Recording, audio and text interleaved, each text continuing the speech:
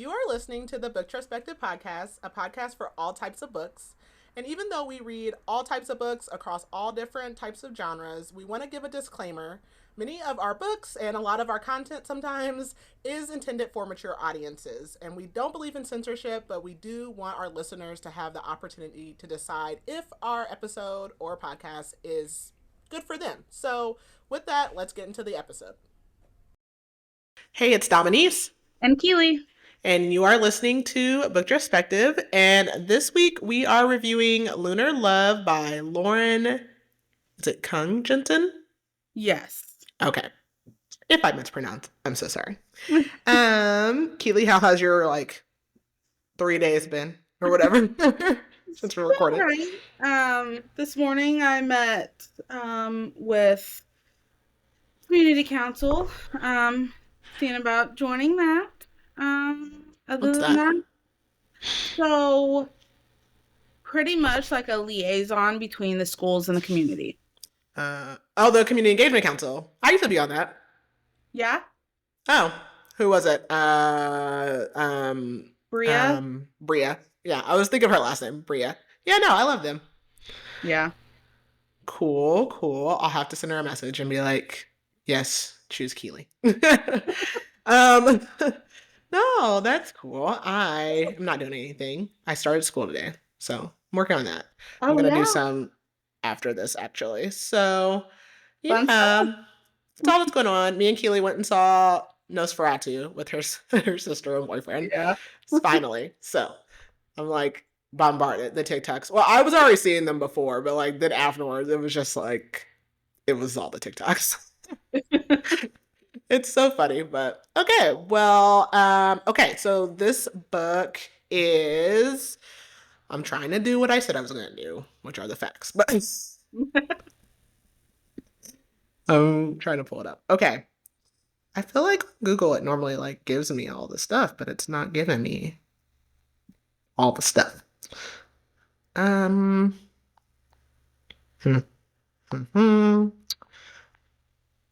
Well, maybe Amazon will. Just tell me the details. Jeez.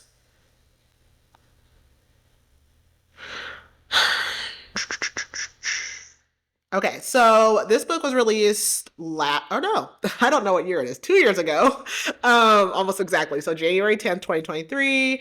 And it's a romance. It's actually considered a romantic comedy. So, Keely, do you have the blurb? I do. This sweet enemies to lovers debut rom-com filled with Chinese astrology will undoubtedly prove to be a perfect match with readers of Helen Huang, Jasmine Guillory, and Helena Hunting. Always a matchmaker, never a match. Olivia Huang Christensen is excited/terrified to be taking over her grandmother's matchmaking business. But when she learns that a new dating app has made her... How's that pronounced? Popo? But I'm going to call her grandma throughout the book. But she calls her Popo. It's something like that. It's similar like that. Yeah, mixed her grandmother's traditional Chinese zodiac approach all about animal attraction. Her emotions skew more towards furious/outraged, especially when LA's most eligible bachelor, Bennett O'Brien, is behind the app that could destroy her family's legacy. Liv knows better than to fall for any guy, let alone an infuriatingly handsome one who believes that traditions are meant to be broken. As the two businesses go head-to-head, Bennett and Liv make a deal. They'll find a match for each other, and whoever falls first loses. But Liv is dealing with someone who's already adept at stealing business ideas. So what's stopping him from stealing her heart, too? Dun, dun, dun. Yes. So anytime that we read a cultural type book and they use cultural terms, I'm probably always going to refer to them as just whatever the American term is, because I don't want to mispronounce it and I don't want to be offensive. So her grandmother. So yeah, this is a romance. Keely, if you could describe this in one word, what would you say? I would say compatibility. Okay, I'm gonna say it because I needed another non-basic word. I'm gonna say, is it kismet when it's like basically like fate or whatever? I like that. It's destiny. So this is an Asian American novel. Both Olivia and Bennett, our main characters, are both biracial. They're half Asian, half white, I believe, Caucasian. Yes. And they both own matchmaking companies that are Asian inspired, except that Olivia's is a well established business, like a brick and mortar business that her grandmother established when she moved from, I want to say China, I think it's in the notes. Mm. And then Bennett is starting an app, and they just happen to meet like by circumstance at Olivia's favorite bakery, and he like steals her breakfast. And so then she finds out that like what he's actually about, because when they meet they don't talk about that. And so she's torn like the whole book between like this is my competitor, like for, and like also realizing that she likes this guy, but like her whole thing is like tradition, tradition, tradition. Like, this is what it is. It has to be this. I can't stray from whatever this is. And he is like the complete opposite. He lost his mom when he was young. And so he's like kind of like finding his way and like getting into love. Matching is kind of his like connection to his culture. And he's like very like non-traditional in the sense. So they're kind of like playing up that, and they're basically polar opposites, which is a big problem for Olivia. So it's like cute. There's also lots of like cultural things throughout the story. So it's a romance. Like I always say, for every romance, we know how it's going to end up. It's always going to be a happy ending generally. So yeah, it's just it's a cute story. So is that everything? Did I cover everything I normally do? I don't want to skip anything. I think I did. I think I got it. So, all right. So, if you have not read this book and you do not want to be spoiled, then this is your notice to pause here and come back later. Otherwise, we're going to get started. So, we open up just kind of talking about like love. So Olivia's business is called Lunar Love. So lots of things are based off of the moon. She has been working in this business for 8 years. Love is like the moon. It moves in phases. There's like a dark and a light side. And like the moon, love is generally formed by like a collision of sorts. So she works at her family's matchmaking business, Lunar Love, and it's basically based off of your zodiac sign, but your Chinese zodiac. So whereas we have like monthly zodiacs here, and I don't want to say American culture. I don't know where zodiacs come from, but in the Chinese zodiac, they have like the lunar years, or they have like the yearly zodiacs. There's that. And so it's based off of like that. And at the end of today, of this introduction, this business is going to be hers because her grandma's already retired, but then her aunt, I don't know, that kind of seems like a weird transition, but I don't know why her aunt's not over it anymore. I think it's just that maybe it's time for her aunt to let go. Okay. Yeah, it's not really like said because like it seems like it's like the grandma's retiring, but she's already not running Yeah. it, but the grandmother is like giving it to Olivia, even though her aunt, which is the grandma's daughter, has been running it. It does. I mean, Yeah. like, there's It not was, like, it was yeah, I grandma don't for know. 25 years and then aunt for 25 years. Oh, okay. So that So, makes sense. Maybe it's a time thing. Yeah. And so the grandmother, she started it, and she's going like she's very nervous. But she's headed to a bakery to get breakfast. But then her mom calls and it was like, "Can you get like your grandma these like special buns?" They're kind of like, in my mind, I'm imagining bao buns, but like sweet buns. I don't know. I don't know a lot about the buns, but it's an Asian bakery. It's called Lucky Monkey, and they like sell out every day. And the owners are like her like third set of grandparents. She's known them her whole life, and when she goes in, like the lady calls her like the CEO of Love now.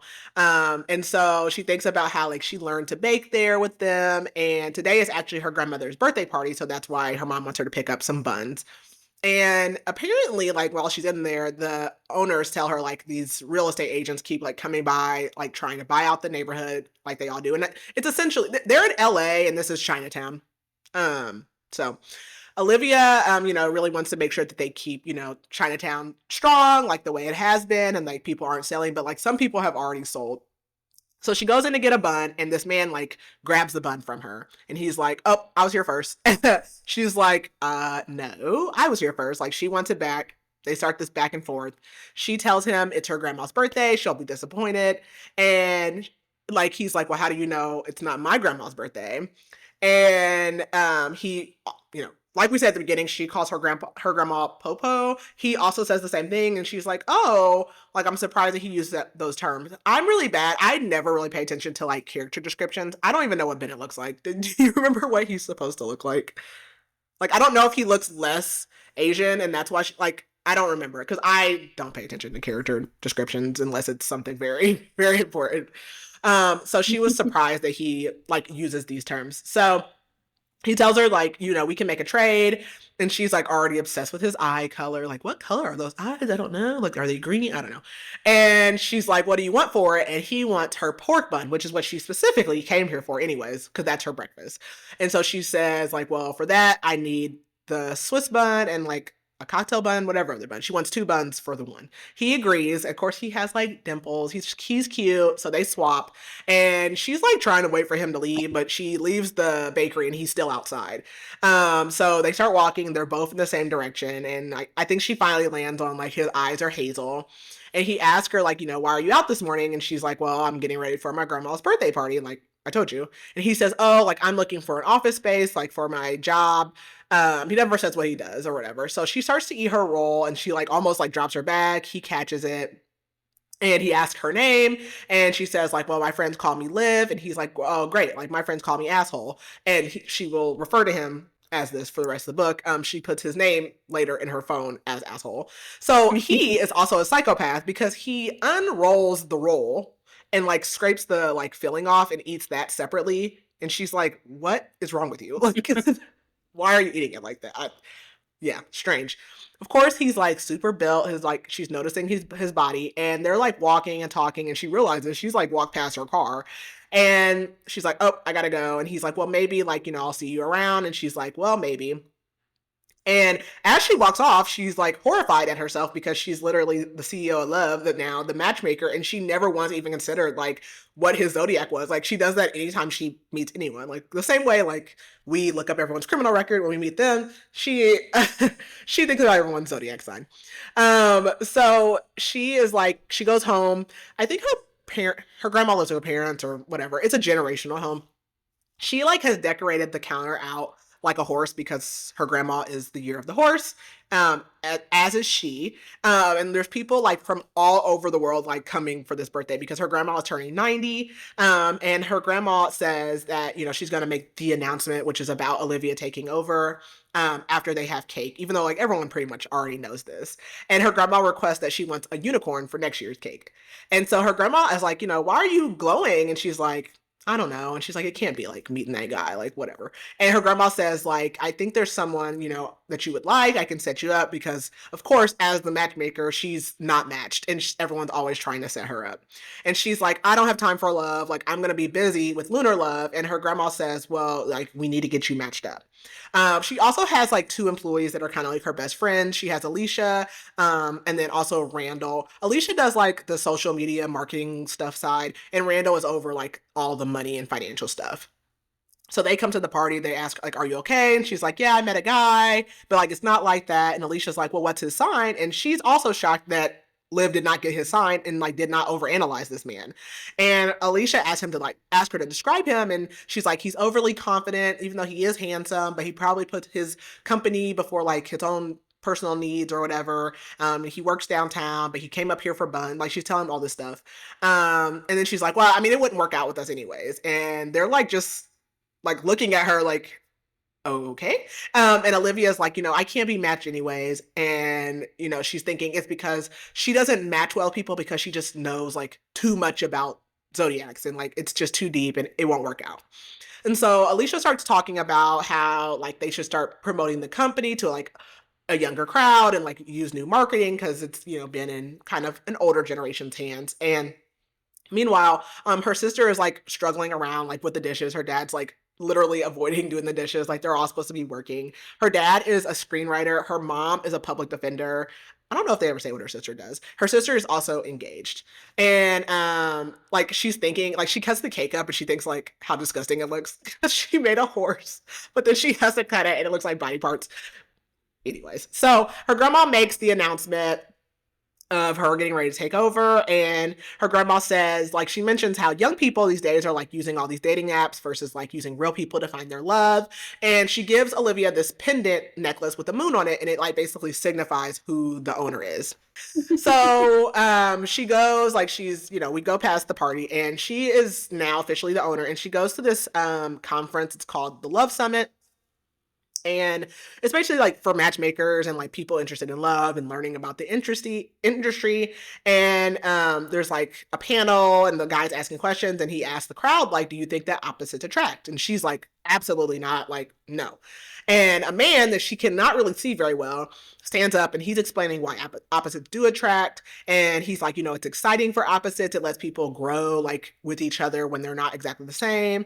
And then the person like turns to Olivia and is like, well, I saw you shaking your head. Like, what's up? And she's like, I've just seen and like experienced it. And like, yeah, at first it's fun, but that's just lust versus true love. And then the guy that she can't see is like, well, whoever's speaking right now, you just don't think opposites can balance each other out. And she's like, well, it's just really hard. And like, they'll have to work really hard at it. And that's the only way it'll work. And so the guy says, well, if you're scared to be with someone that's too different, I wish you all the best. But she never is able to see who this guy is.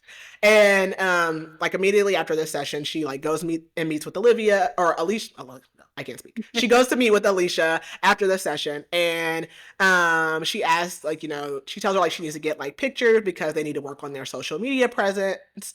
And then they like go to lunch. And they're passing by like a booth that does like love readings based on your aura. And Olivia like is like, oh, I do not believe in that. That's stupid. Even though like Alicia wants to stop.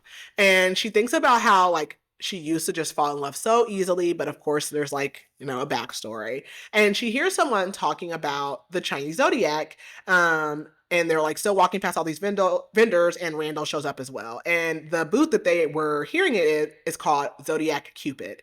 And it really sounds a lot like her company, except that they use an app. And basically, it's the guy that is speaking is like the same guy that was talking about opposite attracts, because she could see his clothes, she just couldn't see his face. And I was like, this is the bun guy, and of course it is the bun guy. And basically, Zodiac Cupid is an app that matches you based on your zodiac animal. And so she asked, like, do you think like he was spying on me to like Alicia and Randall and like stole her ideas?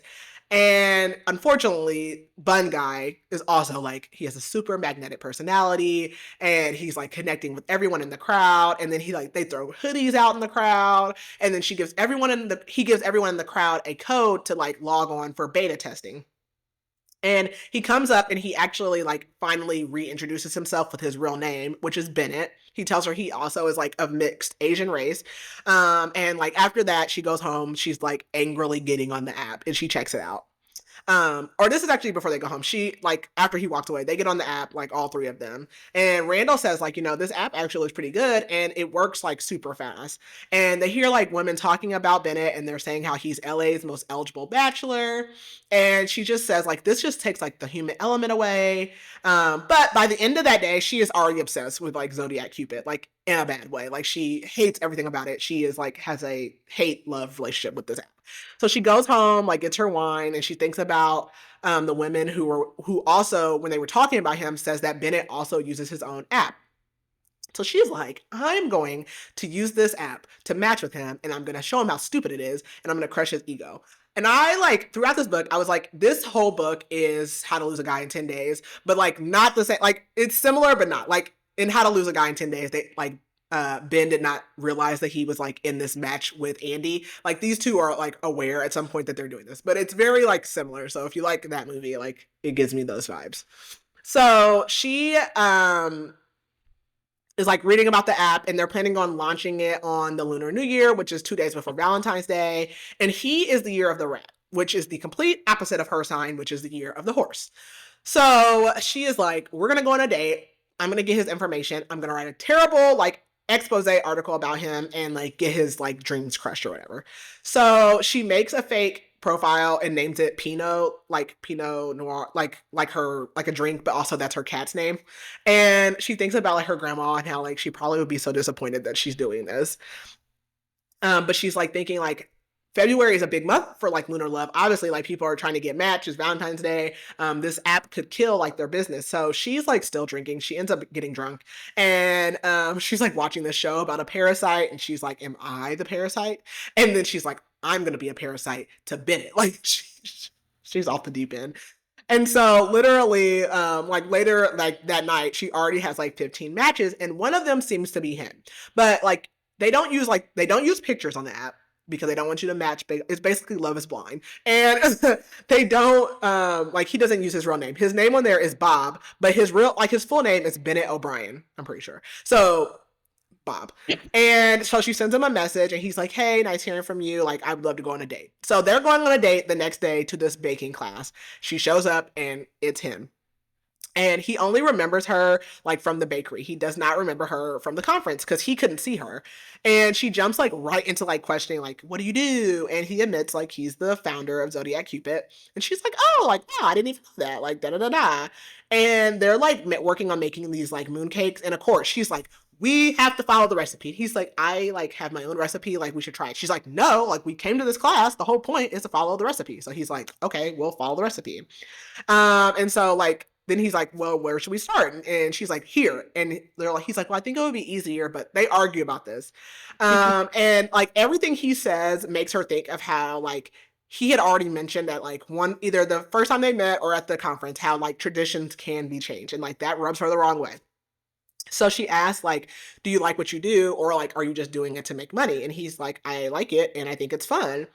And she thinks like about how matchmaking used to be like really fun for her too, but like now, she has to be all serious about it. So she asks like, how did he learn about the zodiac? And he says he learned like on his own because he wasn't really raised with that with those traditions. And he asked her like, is she like very familiar in those things? And she's like, not really. And he says, like, what do you think? Like, he says, you think what I'm doing is cultural appropriation. And he tells her, like, I'm actually half Chinese. And like, he's half Chinese, half Italian, and it's my culture. So I'm assuming he does not look Asian at all. I need to look at the book cover. I haven't even paid attention. And he's not on the book cover. Oh, shoot. It's just her. I'm assuming he's got to be like blonde or something. Like, he's got to be something off. I did not read the description. And she basically says, like, well, hasn't this concept that you're doing, like, already been done? And he's like, I mean, yeah, it's not a new concept. And he asked her, like, do you know about Lunar Love? She's like, what? Never heard of such a place. Oh, my gosh. He's like, really? Because, like, it seems like you would like that place. Like, whatever. And he tells her that the app mostly, like, maps what people have on their profile, not really based on their zodiac, which she had already figured that out. And also he mentions like, our signs are not normally compatible. And she's like, well, that's kind of like false advertising. And he's like, well, then why did you use the app? And he tells her, you have really pretty eyes. And she, and he tells, like, also, I guess, like, there's something on the app, like, if you don't, like your date or something doesn't work out, you get, like, your money back or something. I'm not really sure. So they're in this class, and this couple comes in, and she's like, oh, my gosh. And it's her ex-best friend, Colette, who we'll learn about later. And so he can tell that she's, like, freaking out.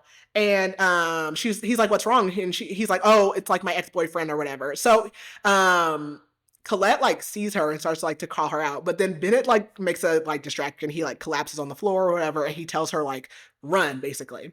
So she leaves, and like he comes out, and she's like, I'm gonna take you to ice cream to like make up for it. So they go get ice cream. She's very standard. She gets chocolate and vanilla. He gets peanut butter. Like everything is polar opposite. And he asks her like, well, what do you do? And she says, I'm in recruiting. Sure. And he says, well, I might need your services. And she's like talking about how she works for a family business. She says all these things except for the fact that she works at Lunar Love. So when they're getting ice cream, like their hands keep like bumping like under the table or whatever. And finally she's like, okay, that's enough of that, like, touchy. It's time to go. And she like asks him about his username, and he's like, well, my agent convinced me like it might be good for me to test the app out. But you're actually my first date. But he's happy that he came because he wasn't sure if he'd ever see her again. And this time he asked for her number, and they do like this awkward hug like before they leave. And so like she's just like thinking about Lunar Love. The reason it's named Lunar Love is again because of like the influence that the moon has in love and like the power of the moon. And basically like her grandmother, when she started Lunar Love, she streamlined like how like Western society like really has interest in the zodiac, but like tries to make it less complicated for them. So she's at work, and this woman comes in and she's looking for her aunt. And she's like, yeah, she doesn't work here. Like, I'm the owner of this house. And the lady's like, well, I'm a realtor. Like, this is worth a lot of money, yada, yada, yada. And Liv is like, yeah, I'm not interested anymore. Whatever. And the lady is like, are you Korean? Because I thought this was a Chinese business. What a strange thing to ask somebody. Right. Right. Like, what does it matter? And okay, like, whatever. And so the lady like gives her a printout of like what the building is worth, and she leaves. And so she's like already in a bad mood. So she's like, yeah, I'm about to write that article. So she goes, she writes this whole article. She's just like venting. But at first it was hard because she's like daydreaming about him. And she's like, he really is a nice guy. But she's like, no, forget all that. And she's like, it'll be best for me to write this article. Like it'll hurt less if I like write this article versus us trying this like failed relationship that's doomed from the beginning. So she writes it. She calls it a vent draft. She's like, I'm not going to post this one. I'm going to like edit it down and like make it nicer, and she saves it. So Alicia and Randall come in for work, and she deletes her vent, so she thinks, and Alicia tells her like, hey, you got booked for this like love panel podcast, and she's super excited about it, but she's like, oh my god, like, is Bennett gonna be there because he'll find out that I'm a fraud? And like Alicia's like, oh no, like it's an all women podcast. Or panel. So she tells her like, hey, I wrote this article. Like I want you to like send it out or whatever. And Alicia's like, great, I'll check it out. So her client comes in, her name's Harper, and I think she's a chef. And so she's super excited, but Harper does tell her, like, I'm also using dating apps, but I also want to, like, I want to use, like, everything I can. So she, like, works on, like, all the traits with Harper and, like, is working on finding her a match. And Harper asks, like, do you have, like, a partner? Like, I'm assuming you do. And Liv again is like, no, like, it's actually kind of hard being a matchmaker. So the rest of the week, like, she's feeling great. But then, like, her client, Greg, cancel. He's like, yeah, actually, I need to cancel all my future sessions. And he's actually the third client that's canceled this week. So, like, things are not looking great. And she's, like, thinking of ways she can grow the business. But then she starts checking on articles about Bennett and sees, like, that he's working on, like, presenting to this group to get funding to expand the app. So she texts him and she's like, hey, do you want to like meet up? Because she wants to go see his office.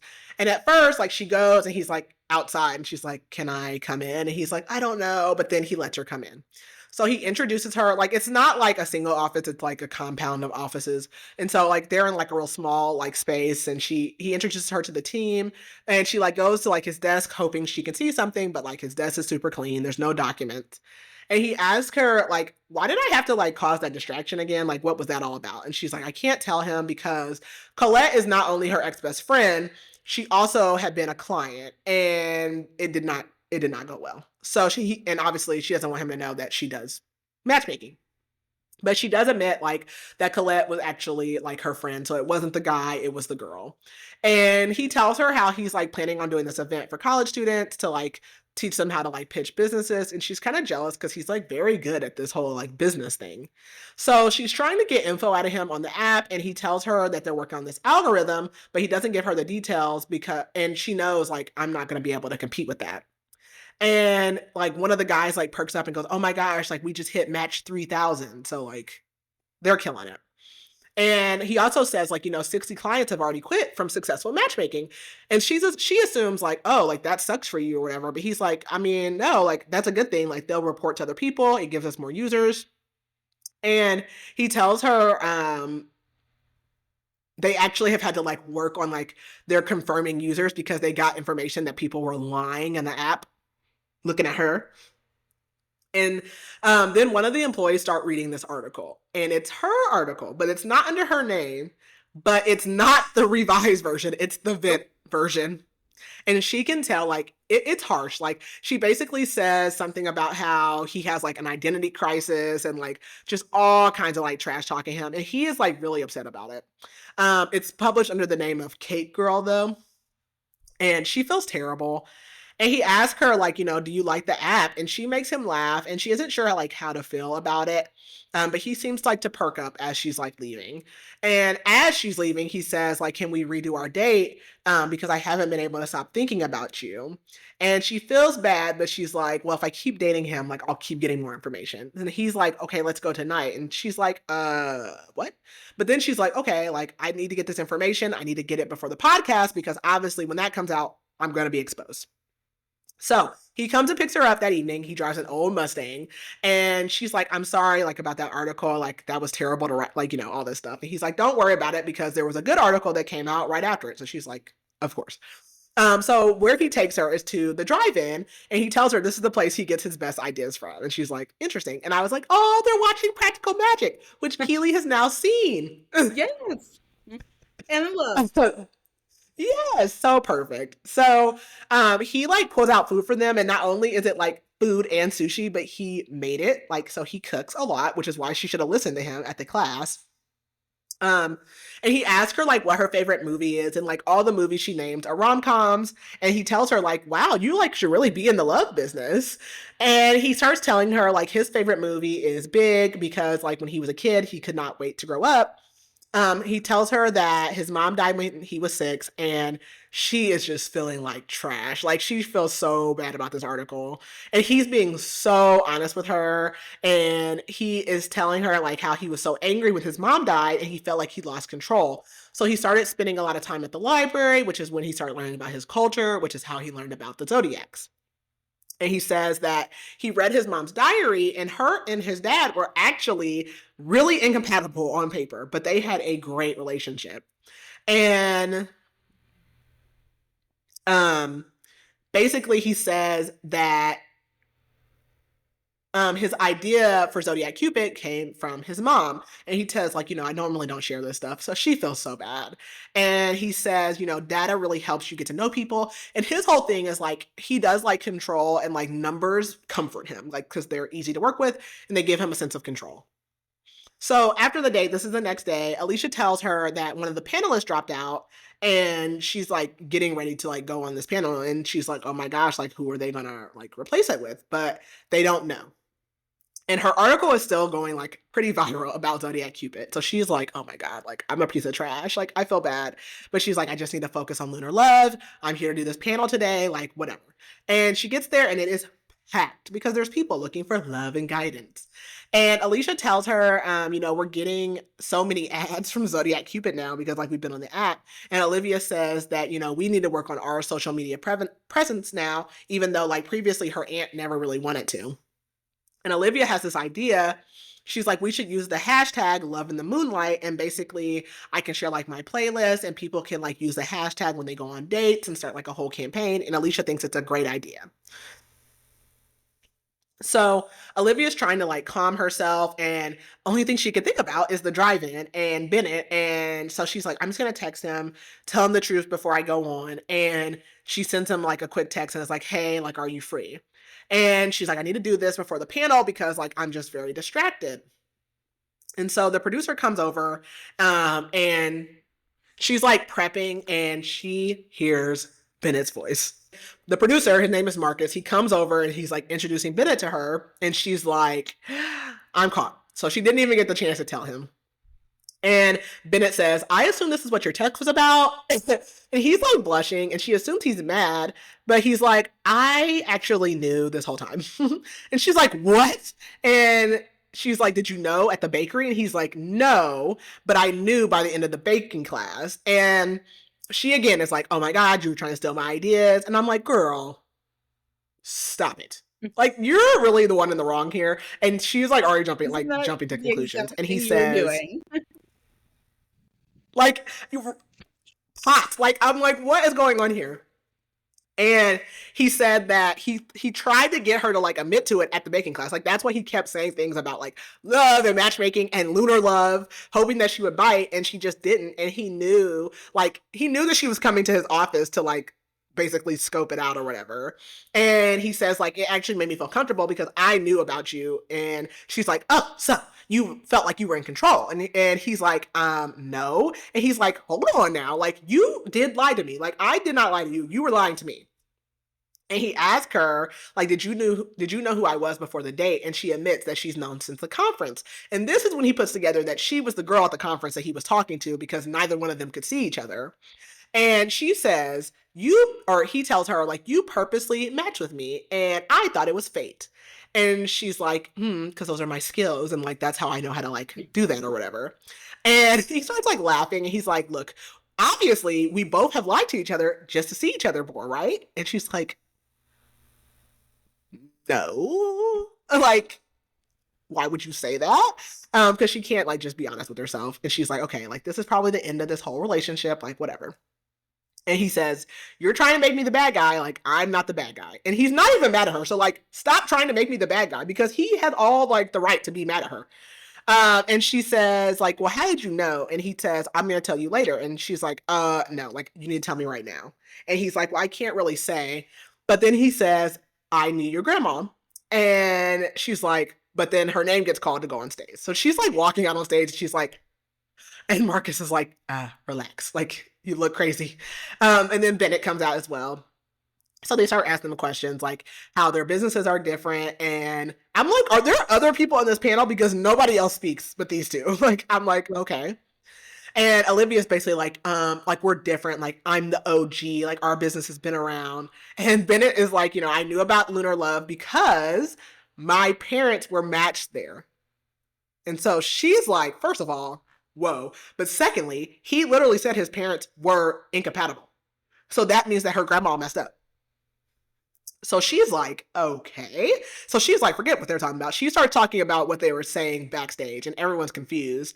And Bennett says, he starts talking again about how their businesses are different. And she says, my business isn't a digital identity crisis. And his face literally drops because he now has put together who wrote this article. And he goes, he can tell. And he goes, are you Kate girl? And Marcus is like, no side conversations. And Bennett just says, like, the future is in the internet and the crowd like is loving it. They're cheering. So Liv gets all defensive and she's like, why are you so against tradition? She's like, Lunar Love has been around for a long time. It's not just this hot new idea. And Bennett says, it sounds like you're worried that you're outdated. And she says, I'll prove that we're better than you. I could have you matched by the end of this year to someone amazing. And Bennett says, like, you don't want to do this. And she says, it sounds like you don't want to do this. But he's intrigued. He's like, all right, like, I'm down, whatever. And he says, I'll let you pick a match if you let us find you a match on the app. And he also says, like, I don't need a whole year. Like, I can do it in a month. And the thing is, like, they have to, like, be in love, too. And Marcus says, whoever wins will get an exclusive episode on the podcast. They'll get like a column and they'll give them like 10 clients or whatever. So she's like, shoot, like I really do need clients. Like, so she agrees. So we jump ahead like a week later and she has matched Bennett with Harper, so her client, and she is on the date, like spying on them. She like hates every time they like lean in close and she's like, oh my gosh, like whatever. And she's like, okay, but I need them to do this. Like, what's wrong with me? And so she's wondering, like, is he going to throw himself on the ground like he did for me too? And like, she's on the phone with Alicia and Alicia's like, oh, like this is going to be great. But then suddenly he just comes over to her and he's like, I don't need a babysitter. And he brings her a piece of cake. And she's like, how did you know this was me? And he's like, because you're the only person wearing sunglasses at night. Like, I can see you. And she thinks about, or she asked him like, well, like, is your date going well? And he's like, I mean, we can call it off, like, if you want to. And she thinks like how, like, if she wins the bet, like, she's gonna lose Bennett. And she's like, why does this even matter? Like, there's no one to lose. Like, there is no us. And he tells her, like, you're not gonna get out of your day. And he says, I'm not in love yet, just because, like, it's going okay. And then, like, he comes back later to her table. He's like, do you want to, like, come over and sit with us? He's like, it seems like Harper, like, might have got bored of me. And she's like, get back over there or whatever. But they end up, like, apologizing to each other, like, about how they acted at the panel. And he's like, look, let's make a pact. Like, we're not going to lie to each other. And she's, like, wondering, like, where is Harper? And she's, like, off talking to friends. And she's like, well, that's not good. Like, she's supposed to be on this date. And he starts talking about like his parents and like how they matched. And he tells her like, even though they were incompatible, like it was a very successful match. And he tells her like, you're missing out on really good matches because you're so focused on the compatibility on paper. And she says, "How did you know about me?" And he says, like, "Your grandma talks about you all the time." And he asks about like what happened at the cooking class again. And she tells him like, "Colette was an old friend of mine and I destroyed her life." So basically what happened is she matched Colette with someone who ended up being horribly incompatible for her. And back then, even when they were incompatible, she didn't think that they were like a problem. Like she wasn't against incompatible matches. But the guy was not only like incompatible, he literally scammed Colette like out of a bunch of money as well. And like she like had thought everything was gonna be okay. And so like it just did not go well. And so then Harper comes over and she like gets Bennett. And when he goes back with her, like she feels a little pain. Like she's like, "Oh shoot." So this is like the next day or whatever. She goes to spend time with her grandma, and she mentions like how she wants to. Oh, her grandma was talking about how she had to like adapt Lunar Love to like make it work with like the traditional sense of like the zodiacs. And she asks Liv like, "Have you given this guy like a chance that her aunt wants to match her with?" And she's like, "No." And her grandma's like, "Liv, it really is time. Like you really should like be looking for someone." And she's like, maybe like, the women who run Lunar Love are just like not supposed to be in love. Like, because her grandfather is dead and like her aunt has never matched with anybody. So she's like, maybe like that's just, how it's supposed to be. And she mentions, or she brings up Bennett's parents, and like her grandma like immediately knows who she's talking about. And she also knows about the app. And her Olivia is like, "You have known about this app?" And it comes to find out she's known about it for like a year. And she's like, "This app could destroy Lunar Love." And her grandma's just like laughing, like, "No, it's not. Like, there's a place for like that." And she says the reason that she made the like Bennett's parents match, which was incompatible, was because when they came, Bennett's mom thought she was born like in one year when she was born in another year, and they call her like a border something. Like she's, I don't know, she's on the border. And so it really wasn't her fault. So then that kind of makes her feel bad because she was like, not that she wanted her grandma to mess up, but she was like, "Oh, great. Like, so I am the only person that makes incompatible like matches, like truly, and it's my fault." And her grandma was like, just because you made an incompatible match doesn't mean like you did it on purpose. It was a mistake. Like it's not like your end of the world. You should not be beating yourself up about it. And she asks, like, "Why did you never tell me about Bennett?" And she's like, "I don't know. Like, maybe I was embarrassed to tell you that I made a mess up too." So her sister, like they're all at the house, and her sister again was engaged, and she's actually just gonna have like a courthouse wedding. So they're having like a bridal shower at the house, and her sister's really nervous. And so they go out to their treehouse to talk like they used to when they're kids. And the reason her sister is nervous, her sister's name is Nina, her partner's name is Asher, and that's because Nina and Asher also are not compatible. And she doesn't think that Olivia likes them being together because, again, she's very big on compatibility. But Olivia tells her, like, "I'm okay with it. Everything's going to be great. Like, there's not any problems." And while they're talking, like, she gets a text, and her sister's like, "Is that a text from asshole?" And she's like, "No," but she's smiling. And her sister knows, like, something is up. And she's basically, like, reading a message where he's telling her something about, like, the launch. And Nina's like, "I know that there's more to this." And she's like, "It sounds like you guys are dating." And Liv gets Nina like a list of reasons why, like they're not compatible, blah, blah, blah, blah, blah. And Nina says, like, just because you and your ex weren't compatible does not mean that you can't be with anyone that's not exactly compatible with you. And like she goes and like meets Bennett. They meet up, and like he's like in workout clothes. He looks super hot. And he like asked her to like come because he wanted to show her these updates on the app. And so they've added like these um peony petals. That's what it is. Peonies happen to be her favorite flower. And basically, every time you go on a date, you get like a petal. And then, like, if you get a whole like flower, it like blooms. And like, it's something to like encourage people to dating. And she like sees his. Of course, he has several petals.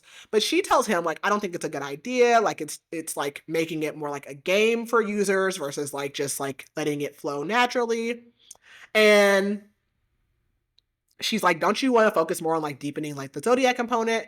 And he's kind of upset because she doesn't seem to like it. And she's like, "Maybe I should lead him down the wrong path." But then she's like, no, like I won't do that. And he says like, maybe you should just give it a try because you seem like you would like someone who doesn't have a lot of petals. And she asked about like Harper, and he just says like, I don't think like she was the one or whatever.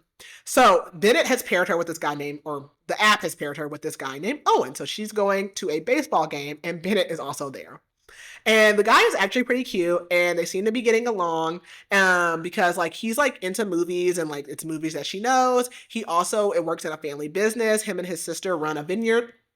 And so she goes like to get snacks or whatever, even though the guy is not interested in snacks. And I'm like, see, this is where we wouldn't get along because like I gotta eat.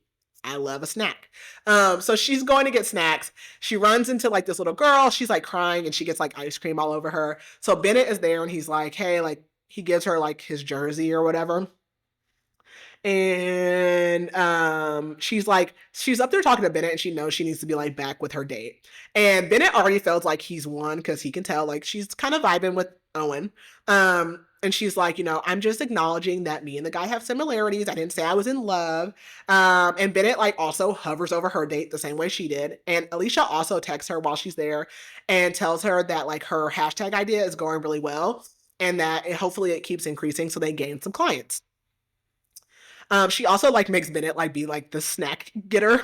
And he like gets her like, I don't know, like nachos, a hot dog, like all kinds of stuff. So she's actually kind of upset because like the first day did not go terrible. So she's like, oh my God, like he might be right. But she spends the entire next day thinking about Bennett, not Owen. So he comes in the next day and he asks like, they're talking about her next date and he's like, are you gonna like come like watch this? And she's like, no, like I want you guys to have like a real date. And she says that, I don't think me and Owen will work out because he's like, really focused on his business. I'm really focused on my business and we probably wouldn't have time for like each other. And he asked her like, well, were you in love? And she's like, no, like it literally was the first date. And the first date is just to like spark everything. And that's what the second date's for. And so he's supposed to be going on the second date with Harper. And he tells her, well, I do have someone in mind for your next date. But then Harper calls and she's like, hey, not going to make it. But by the way, like I also am not really feeling him. So like, it's not going to work out. So she's like, oh crap, like whatever. And so he had tickets to go to this art event. So he's like, well, do you want to go or whatever? And she's like, well, it was supposed to be a date. And he's like, we don't have to call it a date. So she agrees. She's like, we'll go as like professional, like peers or whatever. So this is at like the Getty Museum. So she goes with him or whatever. And he's talking about how he's going to give a pitch for his funding in a few weeks. And he seems really worried, which is like shocking to her because he always seems so confident and like, even though he's the competition, she does feel bad for him. So she's encouraging him. And he tells her that he, again, like the whole thing about finding comfort in numbers because you can control them. And she tells him, like, well, when you give your pitch, you really should focus on the human element of things. So they talk about how, like, she got into the business and, like, her mom and her sister obviously have nothing to do with the business. They went a different route. And sometimes she feels like she gets so deep into the business because she feels like she has to overcompensate for her only being like half Asian. And she feels like if she fails, she'll be judged like, oh, she failed because like she's not really Asian, like that kind of thing. And he can 100% relate to that. And at the end of this date, they share like a little kiss. So like things are going in a direction. So she goes and spends time with her grandma again, and she can 100% tell like this girl's got like something bubbling. And she's like, do you think I'm a fool? Like, 'cause she's like, no, like nothing. Like this lady is 90 and she's worked in love like her whole life. What do you mean? It makes me think of, you've seen Elemental? Yes, Yeah. the whole time I was reading this, I was like, Elemental. Yes, like it made me think of Elemental and like Mhm. I smell love. Like she's like, yes, I love that movie. And they're Um, incompatible in Elemental. yes, they are. They're water, and I love that movie. I'm gonna have to watch it again. Carter was like, we watched it so many times. I tried to watch it like a couple of weeks ago, and I'm like, just watch it one more time. Like it It's such a good movie. is so good. So where was I at? So her grandma's like, it's okay, like if you like him, because her grandma thinks like Bennett is a really good guy, and she obviously can tell that she likes him. But of course, Olivia's like, it doesn't matter, like we're incompatible. Blah, blah. I wrote compatible so many times in my notes. I don't ever want to write that word again. incompatible and incompatible. So, but she does admit, like, he is pretty great, and she does not want him to fall in love with anyone else, because her grandma's like, is that what you want? And so her grandma asks, like, why do you always say, like, I can see it now, like, I can see how it's gonna fail. And she's like, why do you always do that? And she's like, you've done that ever since you had that ex or whatever. And she's like, now it's basically like you're looking for reasons as to why relationships won't work. And she asked, like, why did you let his parents, like, be together if they weren't compatible? And she's like, they don't have to be compatible. Like, that's not a thing. Her grandma says, don't let your stubbornness get in the way, and don't let tradition prevent you from making Lunar Love your own. Like, you can still, like, tradition doesn't mean you can't ever change anything. So Bennett texts her and he says, like, he had a really great time. And she asks, like, are you going to be at my date tomorrow? And he's like, do you want me to be at your date tomorrow? And he tells her, like, make sure you bring a sweater and glasses, because the date is going to be, like, she has to meet at the docks. And she gets there and he's there and he gives her a kiss on the cheek, and she's like, okay, where's my date? And he, like, goes behind a bush and then jumps back out. He's like, surprise, I'm your date. And I was I like, love I knew it. this. That's so cute. I'm so glad that I'm trying to think. There's so many, like, books like this, but I'm so glad they didn't force the, like, you have to keep dating like other people thing. Like, okay, we already know that you're not going to do that. I also am glad that they did not drag out, like, the he doesn't know what I really work at thing. Yeah. Yeah, because I thought those two things were going to be, like, the thing in this book, and I'm glad that they, like, are short term, because I was like, I don't want to Hmm. do that forever. But so they're basically, he says, like, um before he pops out to, he was like, well, I think you're really gonna like him. And that's when he, like, pops out. So he's taking her on a picnic on a boat, but she is terrified of, like, the water, the oceans. But he's like, come on, like, it'll be fine. So she agrees. And so on the, like, date, she tells him about, like, the ex where she was incompatible with. She says, like, he was, like, fine at first, but then he just got, like, super possessive. And come to find out, he moved to New York. He wanted her to do, like, the long distance thing, but he actually moved to New York because his ex moved to New York and he moved there to be with his ex. So, and he actually was with his ex the whole time. Like, he was a cheater also. And she says, like, the signs were there the whole time, but I basically, like, chose to ignore them, all these things. And she said that happened at the same time as what happened with Colette. And so after the whole breakup, she actually, like, took some time to herself for, like, 6 months. She actually left LA for a little bit. And when she came back, Colette was gone, but, like, never said goodbye, just, like, up and left. And so she assumed, like, she hated her and that was the end of their friendship. While they're on this date, they also agree, like, they're going to call off the bet. They're not going to, like, because they're not going to keep pushing, like, dates on each other. And she decides to invite him to her sister's wedding. And she's finally, like, stepping outside of her comfort zone, and they're, like, cozying up. But then this boat, like, speeds by them and it makes the boat rock. So of course she, like, grabs him, holds him, and, like, she keeps holding him afterwards, and they end up, like, making out. So we go to the day of her sister's wedding. She's helping her sister get ready, and they're going to go to the courthouse and then have, like, a reception. So at the courthouse, Bennett is, like, waiting, and he hugs her and hugs her grandma. And she, like, threatens Asher, like, if you ever hurt my sister, I'm going to kill you. So they do the whole thing. Asher is actually Jewish, I believe, because they do, like, the glass smash thing. Yeah. And then afterwards, they go to the reception, which is at the restaurant. I think either they met at the restaurant or they had their first date at the restaurant. And her grandma has hired a band, even though Nina said she did not want her to do anything, but then she ends up loving it or whatever. And her grandma is, like, just talking to Bennett, and, like, they're talking about how much money, like, in China they charge for matchmaking, and, like, they barely, like, charge anything for it here. And she tells Liv, like, it looks like things are going, like, good with Bennett or whatever. And she also tells Liv, like, me and your grandpa also were not technically compatible. She says that she was supposed to do, like, an arranged marriage back in China, but she rejected it and got married to him. And she said she never told anyone that, that they weren't compatible, because she obviously worked in compatible love. And then when her husband died, she felt like it was because she had rejected her arranged marriage. So her grandma, like, is very lively. Like, she's always opening up and closing out the dance floor. She doesn't care if anybody else is out there. So she's dancing, and she goes out there to dance because she tries to get Bennett to dance. And he's like, absolutely not. Like, I cannot dance. I have a traumatic experience. I will not do that. And so she's dancing with her grandma, and her grandma just says, like, you need to live, Olivia. And so she goes like to work and she's panicked because Harper is not showing up to her appointment. She's like, great, like I'm gonna lose another client. I really can't like afford to keep losing clients. But she comes in, she's just running late, and she tells Liv like how Bennett could not stop talking about her at the date. And she says, honestly, I skipped out on the last date because I wanted you guys to be together. Like, and Harper's like, I told you, because she said this the first time. She's like, you just need a matchmaker for the matchmaker. And she considers pairing Harper with someone that she actually matched with on Zodiac Cupid. And so she checks Bennett's account, and it looks like he has more petals than he did the last time. She's like, great. Like, I'm just a pawn. Like, this isn't real. And then all of a sudden, that realtor comes back with like a show of people. I'm like, how are you showing my building? I'm not even on the market. Like, how are you showing my building? And she comes inside. Like, yeah, like you can't just come here. Like, that is like, no, yeah. So she comes in, she has a crowd of people, and one of which happens to be Bennett. And he's like, so she's like, great, like I knew like this was a scam. He's like, I promise I did not know that you were one of the buildings. She's like, well, I'm sure she sent you like the information. He's like, I mean, I didn't look at it, like whatever, chill out. Also, like one of his employees is there. His name is Elmer, of all things. It's the same, like he was there when she went to his office. And because she had went to the office snooping around, he starts like snooping around her office. He's like, oh yeah, we can knock out this wall and paint these things. And she's like, excuse me? Like, absolutely not.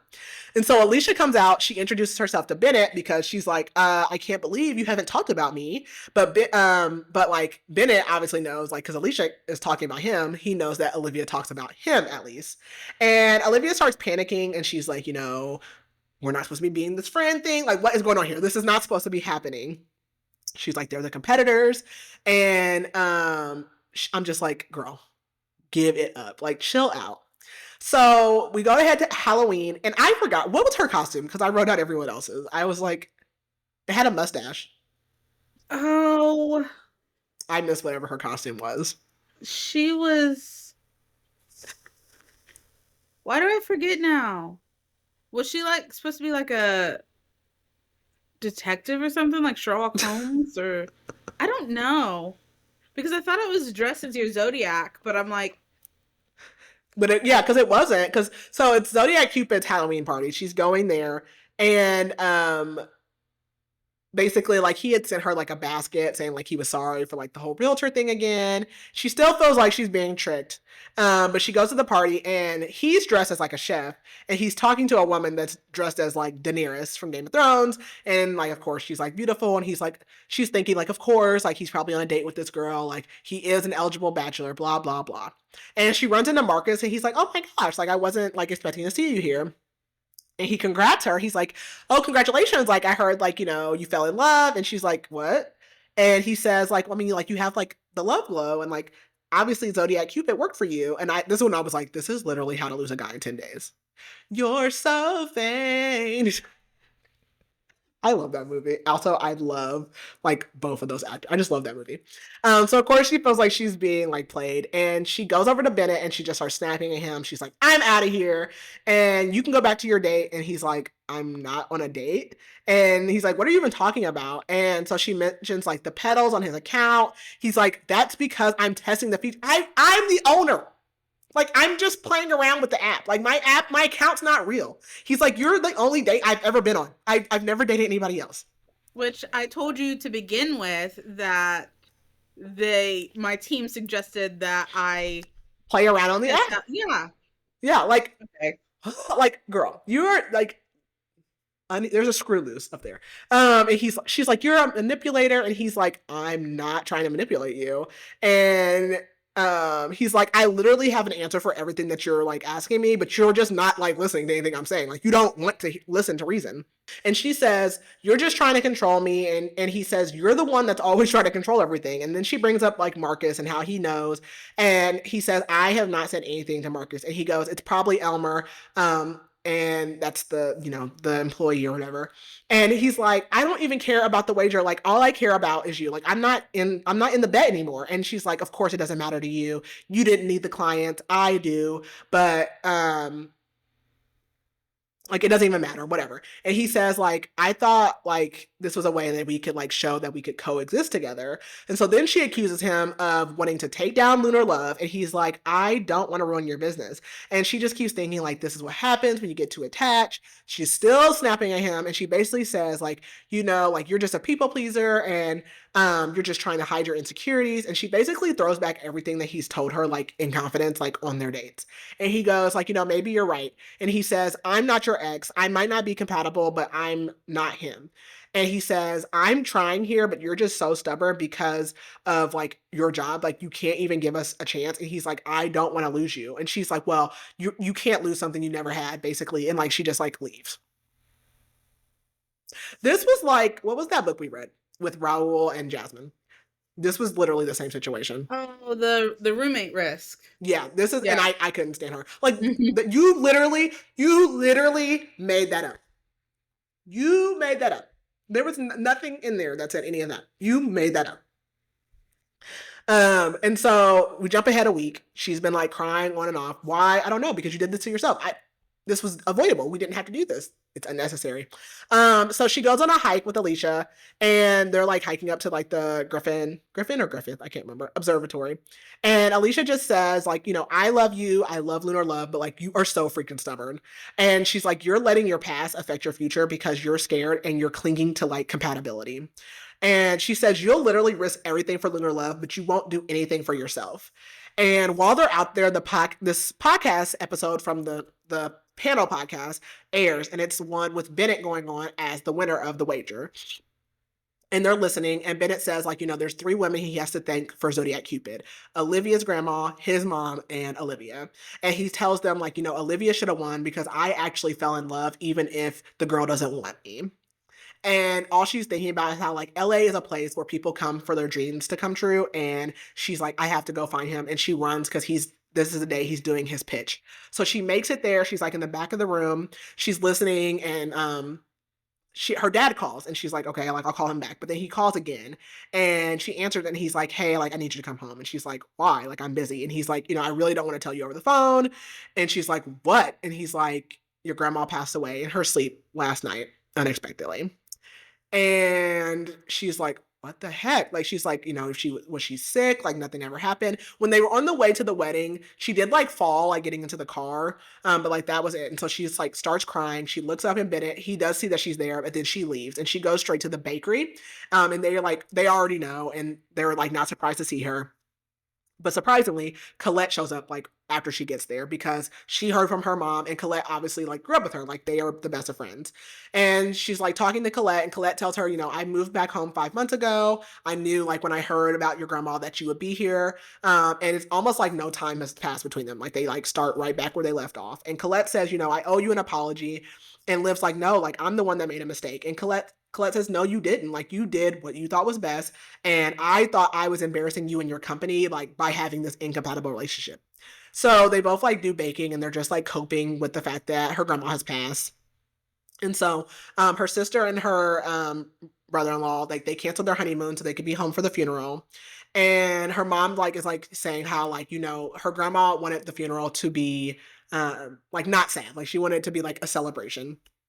And she like there's like 3 rules. I don't know if I put them down there later. She wanted to be like, what is it? Like, on an auspicious day, which I'm like, what does that even mean? I don't know what that means. I don't know. There was like 3 rules to like what she wanted or whatever. And she gets like a vase of flowers with peonies and a box of Swiss rolls, which she's like, her sister's like, is that from Asshole? And she's like, no, like it's from like Randall and Alicia, but like she knows it's from Bennett. And there's like over 100 guests that come to the funeral, and everyone's dressed in like white and green, which is another stipulation. And they dress her grandma in like her favorite outfit, and they give her 2 extra outfits for the afterlife because in the Chinese culture, they basically send off their dead with the things that they need in the afterlife, because you basically like you show up broke, something like that, and like you need things to like get to be successful in the afterlife. And it's like her mom's like, you know, you can be whatever you want in the afterlife. Like, if you couldn't afford Gucci shoes, like you can have Gucci shoes in the afterlife. But they like make them out of paper. Like, if you couldn't afford a jet in like the regular life, now you can have a jet in like your afterlife. Like, it's whatever you like would want. So during the funeral, like she goes up and she like talks about her grandma. And she says her grandma was an extraordinary woman, and she says, you know, someone told me that long lives were a reason to celebrate. And so she starts up music and she literally goes out and starts dancing by herself because everyone's like, this is strange. But somebody stands up and like starts like dancing and like doing the robot and like moonwalking or like whatever. And it's Bennett, like he cannot dance, but he is not gonna let his woman be out there alone. So they like dance, and then like this lady comes up to her and introduces like her Olivia to her granddaughter, and she tells her that her grandma matched the woman and her husband, and that her granddaughter works for the LA Times, and they want to do a story. And she's like, "Wow, that's like amazing." Yes, but she goes to look for Bennett, and she can't find him, so he ends up actually finding her. So then they go to like give the gifts to her grandma, which they do by like burning. And it's actually it's not that it's just not just you show up broke, like it's also unlucky if you like show up. It basically shows that like you don't have family and like loved ones if no one sends you off with these things. Bennett actually did not know about this tradition, so he's still like learning things. And he pulls out this receipt that says "Lead with your heart" on it, and it was from her grandma. He says he didn't know what it meant until he met Olivia, but he like folds it up like an ice cream cone, and then they burn it. And she invites him to like come back to her parents that night for dinner. And so he comes and they like are making dumplings. And she thanks him for coming and she compliments him like on the podcast thing. And he says, I actually told them that I didn't want to do the podcast, but they were like, well, if you don't do it, like we're still not going to bring her on. So like somebody might as well do it. And she says, like, I mean, like, you won, like, you should do it anyways. And she tells him, like, I projected my insecurities off onto your app. And, like, she actually ended up writing a whole nother article to, like, make up for everything that she said. And she tells him, like, I've never felt more like myself than I do with you. And he says, I hope that I can change your mind about, like, me and, like, the whole incompatibility thing. And she gives him something. She says, I want to give you this. So she goes to give him these files, and they are from on his parents. They were her grandma's files. And she gives him that along with like some paper and pens and a letter that she wrote about how incredible he is. And she says that they can burn it and send it to his mom in the afterlife, and hopefully his mom and her grandma can like find each other and be together in the afterlife.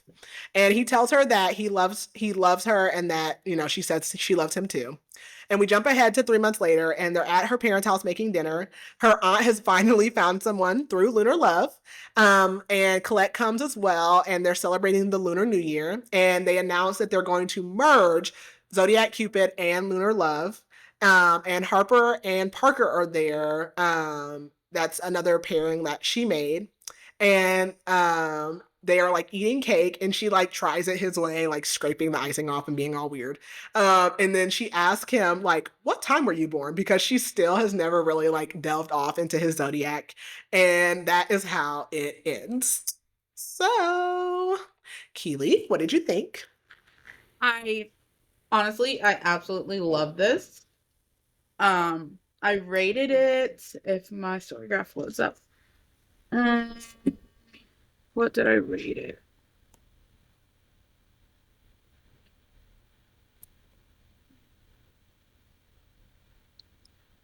4 stars. Yeah, Um, I'm gonna give it a 3.75. yeah, it was really good. I really enjoyed it. Wasn't, wasn't my favorite, but I thoroughly enjoyed it. Yes, I really liked Bennett because like he really didn't have any issues. Um Olivia was stressing me out. I've already explained her dilemmas. But I think it's cute. I love a zodiac. Um so yeah, like it's a romance. There's generally not a lot of discourse to that. Yeah, But yeah, I think like I like the idea. And other than her just being like so stubborn, like to a fault, and being like absolutely ridiculous, like otherwise I like it. So like yeah. he really didn't have any faults on that. So It was cute. It was sweet. There were funny moments. But yeah, it was good. And forgot to say at the beginning of the podcast that Happy Lunar New Year Oh, because yes. this will come out right before Lunar New Year. Yes. Happy Lunar New Year to all of those who celebrate. Do we have reviews? Yes, let's see. There's quite a few reviews for this one. I don't know how to filter it by. First, I'd like to say Lauren Kung Jessen has created such a wonderful story with Lunar Love. This debut novel gave me all the feelings from happiness, sadness, worry, and so much more. I genuinely didn't want to put this book down whenever I had to. Lunar Love gave me that true rom-com feel, and even at moments felt like I was watching a movie, which I truly loved. And then the one thing about Storygraph is they don't really have a way right now to filter through the star reviews, so I can't find Oh. one, so I'm just going to do a 2-star. Had some heart, and I love the theme, premise, and aesthetics, but ultimately, the cardboard cutout, one note characters left so much to be desired. The best, all the Chinese, from the food to the language, and of course, the zodiac. I love the backdrop of the story and wish we had more Chinese romances that featured the culture prominently. The worst, the characters did not speak or behave as real people did. They were more archetypes of attitudes than real characters. I can't say I recommend this one for more than Chinese enthusiasts. Yeah, I'm scrolling through here. It seems like there are several 3 stars. I like people put Mm. in the middle. Oh, I did find a 1 star.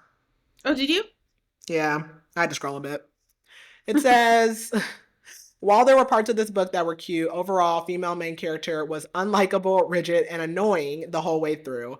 It was predictable in the way all modern romance novels are, but it felt forced versus following its own pace. It brought up no real emotions or even thoughts for me, which was a bummer because the general plot could have really shined with more editing and a bit more fleshing out of everything. It felt like a long outline versus a final book. Yeah. And they bring up valid points.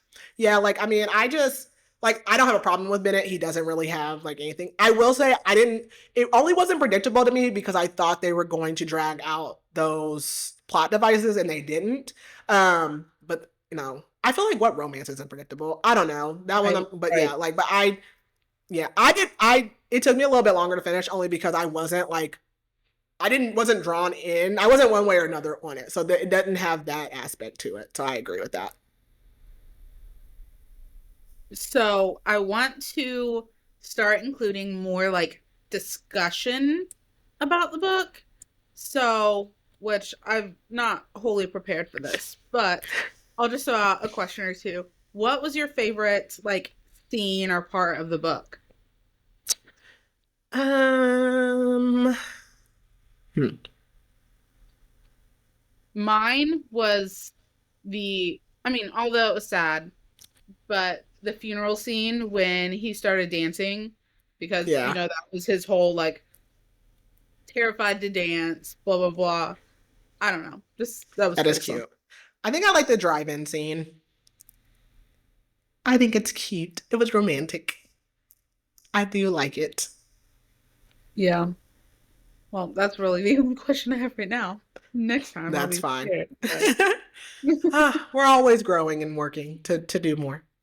Okay, so that is that. Our next book is what did I just finish? Missing Oh, White Woman Miss. Yeah. Okay. I was like, what did I just finish reading? I'm by trying. Kelly Garrett, I believe. Yeah, I was trying to like pull up the author. Yeah, I think you're right though. Yeah, Missing White Woman by Kelly Garrett. It is a thriller, I Mm-hmm. guess I would define it as. Yeah. I just finished it. It was pretty good. Um, yeah, I don't have much else to say about that. So, this is all that we have for today. We will talk to you guys next week. Bye.